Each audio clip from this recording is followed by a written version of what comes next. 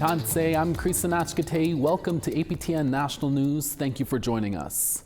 The federal government has agreed to provide an advance payment of $30 million to the Mississaugas of the Credit First Nation for land Canada failed to protect. Mississaugas of the Credit First Nation Chief Claire Sue and Crown Indigenous Relations Minister Gary Anandasangari announced the agreement over the weekend. The claim dates back to 1820 when Canada surrendered and sold more than 10,000 acres of the First Nations reserve land within Treaties 22 and 23. Both sides have been in negotiating since 2022. The $30 million will be applied against a future resolution of the First Nations specific claims. In a statement, Chief Claire Sue said, "We see this advance payment as a good faith gesture by Canada and as evidence of its seriousness to finally settle this 205-year-old land claim. Negotiations are making good progress, and it is our hope that a final agreement can be reached that can be voted on by our membership late this year or in early 2026. Since 2020, 213 claims have been resolved by the federal government at close to $13.17 billion in compensation for First Nations. The family of the late Gloria Gladu says they are overwhelmed with emotions after hearing that the man who killed their loved one has been released from prison. In 2015, 72-year-old Grant Sneesby stabbed Gloria Gladu multiple times before wrapping her body in plastic and storing it in a trailer. Gladu's remains were later found in rural Manitoba almost 3 years later by undercover RCMP officers. Sneesby was sentenced in 2022 for 11 years after being convicted of manslaughter. He was credited for 7 years for time in pretrial custody. Sneesby was granted statutory release in early February. Under Canadian law. Federal offenders who have served 2/3 of their sentence must be freed under statutory release. First Nation, Inuit, and Metis survivors of forced or coarse sterilization are meeting in Gatineau, Quebec later this week to share their experiences with the Survivors Circle for Reproductive Justice. The meeting will take place in Gatineau from March 7th to March 9th. The event will bring together survivors, physicians, academics, therapists, knowledge keepers, and families from across the country for 3 days of healing and to learn about the work of the Survivors Circle and reproductive justice in Canada. There are also plans to address racism within Canada's healthcare system. A 2022 report has found more than 20 Indigenous women have experienced forced or coarse sterilization in Canada's healthcare system. However, ongoing lawsuits have stated that number could be much higher. APTN News will also be there to bring you updates. Last week, a fire in a Northern Ontario First Nation has claimed the life of a 4-year-old boy. Anishinaabe Police says the fire happened last Tuesday in the northwestern Ontario community of Sandy Lake First Nation. The house was fully engulfed by the time fire crews arrived. 2 adults were able to escape. The body of the child was discovered later the next day. The MPP, whose riding includes Sandy Lake, says people living in First Nations are 5 times more likely to die in a fire. The fire went up really fast, and that's it's a fairly new building, fairly new house, and it just really went fast. And I think the team, the fire response team, didn't even have no time to be able to respond because it just went up so fast. And so that's it's very tragic, and it just seems over and over again. And in the riding of Kiwetnuga, it's something that we keep on seeing happening. It's unacceptable. In January of 2022, 3 children died in a house fire in the same First Nation. Mamakwa says the community needs proper infrastructure and training to prevent future tragedies. It's being hailed as a victory for Métis rights in Saskatchewan, as a Supreme Court of Canada decision will allow the Métis Nation Saskatchewan to continue challenging the province legally.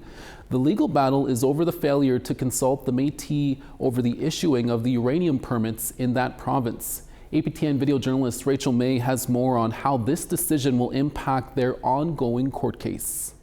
A quote from the court that really struck me was, court procedures should facilitate, not impede, the just resolution of Aboriginal claims. Métis Nation Saskatchewan Vice President Michelle Leclerc says this is an important day for all Indigenous people in Saskatchewan going forward.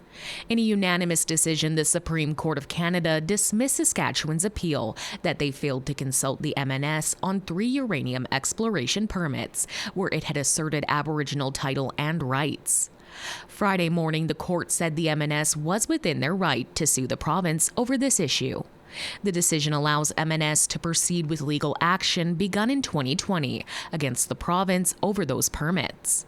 Hilary Peterson, head legal officer with MNS, says that with the appeal dismissed, there was hope to get a decision on the 2020 lawsuit. We have waited several months for this decision, and we we'll wait for the court to provide their decision, but our hope is that it is coming in short order. For Métis Nation Saskatchewan President Glenn McCallum, this win is a stepping stone towards reconciliation. It's not about an individual like me or the Vice President or our legal. It's about our government. All of us work together to be able to show our citizens that we can be trusted, that we will do the best for them. McCallum says he is hopeful these issues can be resolved through partnerships to avoid litigation in the future. So for me, I believe very strongly that the commitment is there from this government and our First Nations brothers and sisters to be able to get to that point of where we should be a long time ago.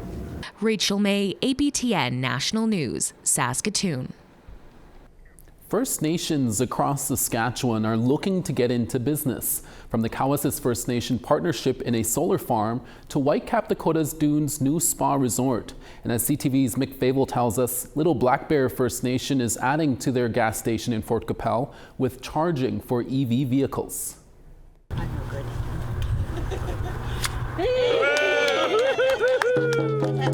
An historic day for Little Black Bear First Nation as they become one of the First Nations in Saskatchewan to offer charging stations for electric vehicles. Located on reserve land in Fort Capel, those looking to charge up don't have to look far as the station can be seen from the main road. It's something Little Black Bear hopes interests locals and those visiting. To be able to offer that service to people passing through the fort, people that live in the fort, or those ones that are coming for the recreational aspects of Fort Capel, and in case they ever need their vehicles charged and have to get home, well, here we are. We have a charging station in Fort Capel. Roughly 3 years of planning has gone into getting the charging station set up and ready for use. A number of factors went into the decision, including the nation's carbon footprint, as well as any impacts of nearby waters and the environment. Having our thought processes with, in line with Mother Earth and taking care of our lands and being stewards of the land. So I think that was one of the major things that was the contributing factors for us to move on with this project. KW Petroleum has been a longtime partner of Little Black Bear First Nation, helping build their Petro-Canada gas station. Josh Ferguson says the EV charging installation is a special moment for the partnership as they continue to move towards sustainability. It's energy, and it's about helping people get around. And I think that, us getting into installing EV chargers, we have a number of projects under our belt across the country now. And we're just happy to be involved in helping keep people moving, whichever way that will be. As Little Black Bear moves towards going green, they hope other nations follow suit when planning and designing future projects, including the preservation of the land and water. Mick Fable, CTV News, Fort Capel. We're always looking for your feedback or story ideas. Here's how you can continue the conversation with us. If you have a story you want to share, send us an email to news@aptn.ca. To read and watch our stories, you can go to aptnnews.ca. And you can also find us online on your favorite social media sites, including TikTok, YouTube, LinkedIn, and X. Follow APTN News to join the conversation and see our latest stories. We have to take a short break, but when we return, we'll tell you about the one family's big win in Cross Lake, Manitoba. Stay with us.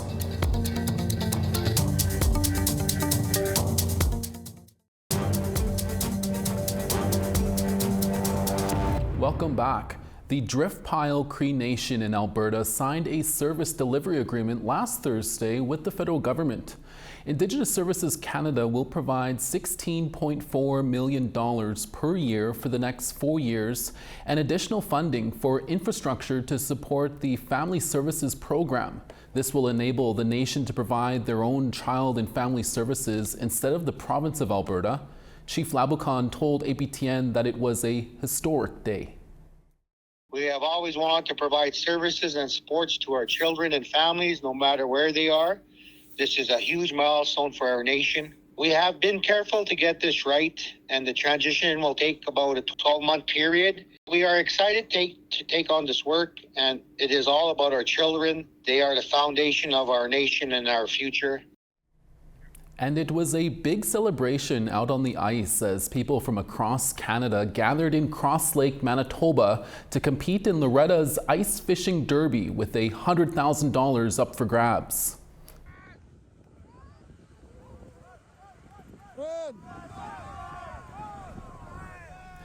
This past Saturday, people were out on the ice all day trying to catch the longest fish before the time was up. With only a couple minutes to spare, the Mississaugas family from Onion Lake, Saskatchewan won with this frantic run to the measuring table.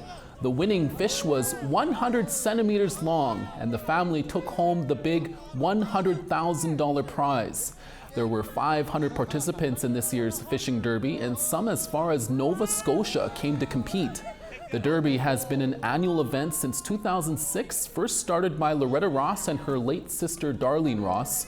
Here's what Loretta had to say about the winning fish.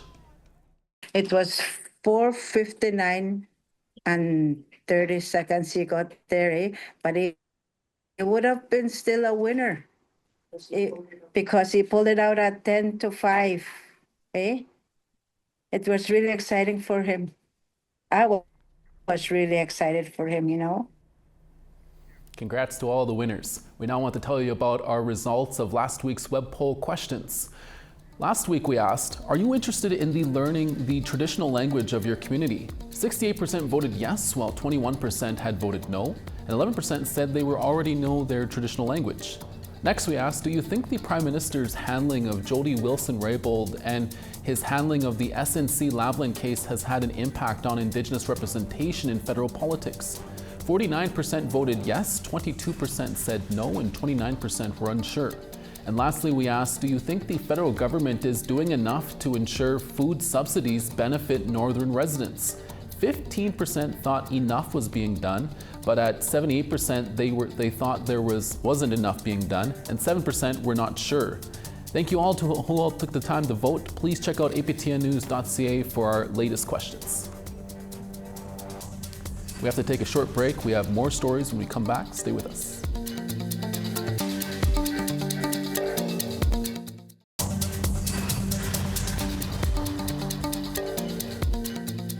Starting on the East St. John's, -2, Charlottetown, -11. Cartwright, Sun, and -14, Happy Valley, Goose Bay, -16. Gaspé, -11, Quebec City, -13. London, -1, Toronto, -1. Wawa, -1, Thunder Bay, -1. Puckatawagan, -2, Thompson, -6. 0 in Gimli, Dauphin, 0 as well. Regina, -5, Estevan, -4. Partly cloudy at Meadow Lake at -1, La Ronge, sun and -4. Snow in Fort Chipewyan at -2, Fort McMurray, -2. Medicine Hat, 2, Calgary, 4. 14 in Kamloops, Campbell River, 10. 5 in Fort Nelson, Smithers, 5. -13 in Old Crow, Mayo, -1. -5 in Fort Simpson, Yellowknife, -9. Sax Harbor, -20, Tuktoyaktuk, -22. Arviat, -21, Chesterfield, -19. And Arctic Bay, -21, Agulik, -20. Senator Mary Jane McCallum spent her career providing dental care to First Nations communities in northern Manitoba. On Thursday evening, she honored 19 First Nations and Metis individuals who've made significant contributions in their community with the King Charles III Coronation Medals. Sarah Bettens was at the ceremony and brings you more. Inside each of you resides our spirit that continues to be a source of direction, faith, and wisdom for many. You are leaders, you are change agents, and today we celebrate and uphold you as individuals who have made life better. Senator Mary Jane McCallum selected 19 First Nations and Métis individuals in Manitoba to receive a King Charles III Coronation Medal. From artists to nurses to land-based educators, their backgrounds are diverse. But collectively, McCallum says they've contributed over 1,000 years of service at the grassroots level. They received their medals on Thursday evening at Manitoba's Government House. When our people were kept out, we always had the right to have to come here. And now, today, you are taking over that space, you're reclaiming it, and you celebrate. Lorraine Daniels, who comes from Long Plain First Nation, was honored for her work as the Executive Director of the National Indigenous Residential School Museum. The work that I've done is it's both personal and professional.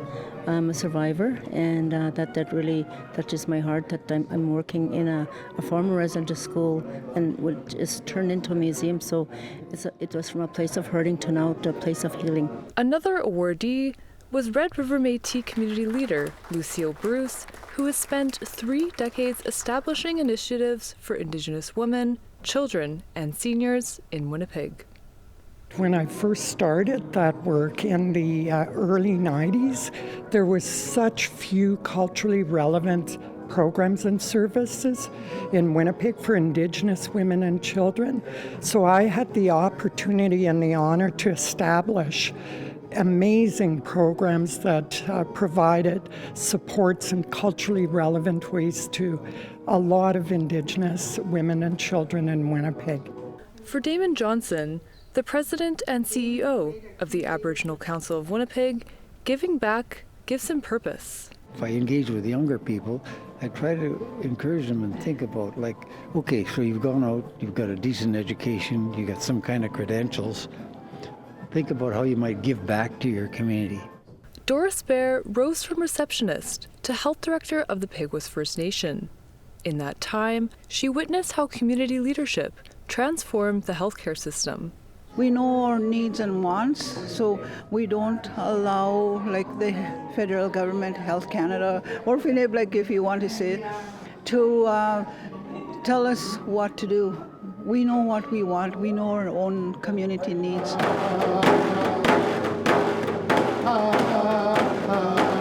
The ceremony closed with drumming by Denny Cree awardee Victor Tazazi, joined by his father and son. As an artist, educator, and musician, his mission is helping the next generation learn and heal.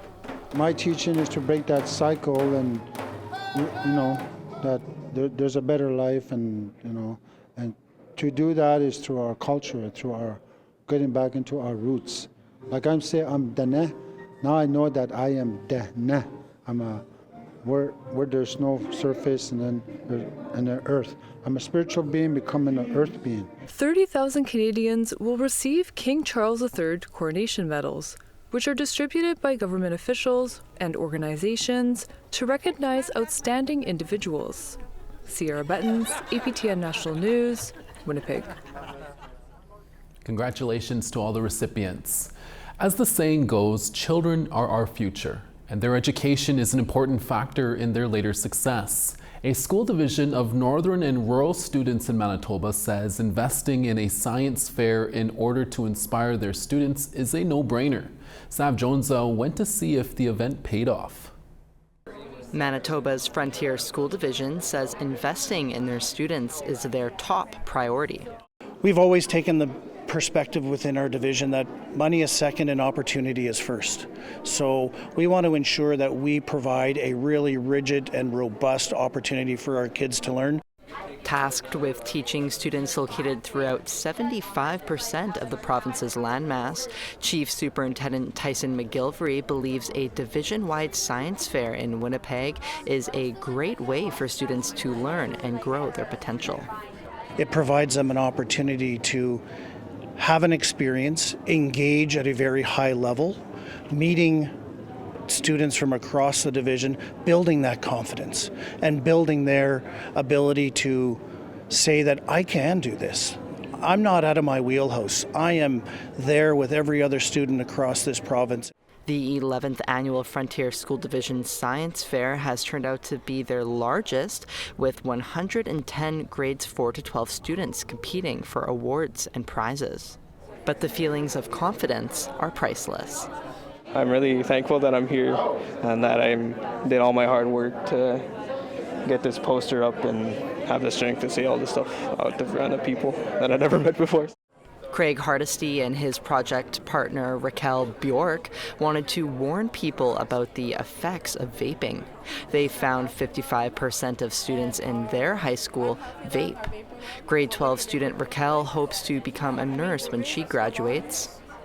I'll probably get into helping people who need medical care due to this, especially the elders, because they smoke and they probably have the most effect. And then, the younger ones will become older one day, so I'll have to help them one day too. Students represent 39 communities and come from schools with populations as vast as 1,400 kids to just a dozen. It's their chance to win the opportunity to compete at the Canada-wide Science Fair in New Brunswick this June, where a student from this division won a silver medal last year. This is grade 9 student Annalie Walker's third science fair. She wants to become a science teacher. Coming to the science fair is a really fun experience, and I really do enjoy coming here every year because it's different every year. Her water quality project partner, April Maristy, says the science fair shows her what's possible. Because you can see all these other kids with good ideas, and you can see more and think of more what to do, Yeah, it really opens your mind. McGilvery says getting all these students together in one place is no small feat, and thanks the St. Boniface Hospital Foundation for their financial help of roughly $35,000. Want to make sure that we provide as much opportunity for our rural and northern students as students in the southern half of the province have the opportunities to engage. So we don't look at barriers, we look at opportunities. And logistics is our middle name, and we move kids through planes, trains, automobiles, hovercrafts, you name it, we do it. Sav Jonesa, APTN National News, Winnipeg. Thank you, Sav. And that's your daytime newscast for this Monday, March 3rd. We're back again in a few hours for your evening newscast. Make sure to join us then. From all of us at APTN National News, hi miigwech masicho kwana. Thank you for watching, and we'll see you again next day.